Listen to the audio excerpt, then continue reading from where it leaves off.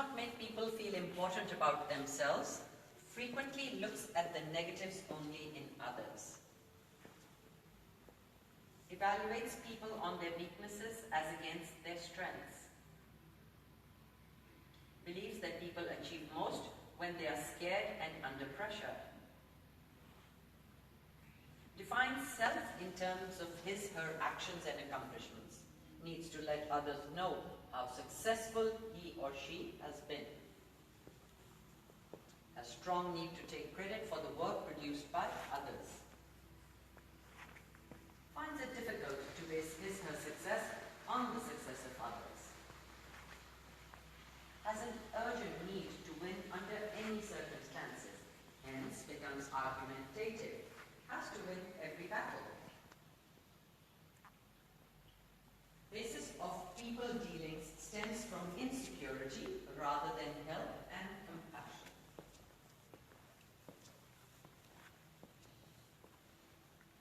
Now we look at traits of managers with high self-esteem. Encourages people and makes them feel important while still requiring them to meet certain performance standards. Focuses a lot of attention on people, giving credit to those who've done a good job. Understands that people achieve most when they're comfortable with themselves and their environment.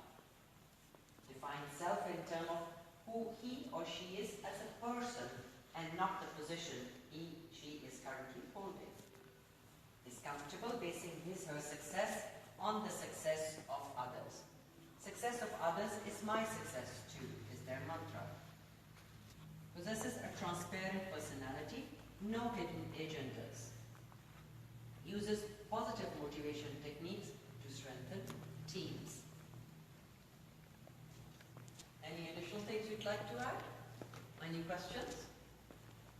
So you see how we see ourselves has a direct impact on the way we manage other people. So if my own self-esteem is low, it's going to have an adverse effect on the way I manage other people. If my own self-esteem is high. So the place to invest on in our leadership is basically to invest in our own perception about our own self. And if there are any issues which are like, can you go back? Sure. Yeah. So the significance of self-perception. So low self-esteem is, if I don't feel important about my own self, how am I going to make other people feel important?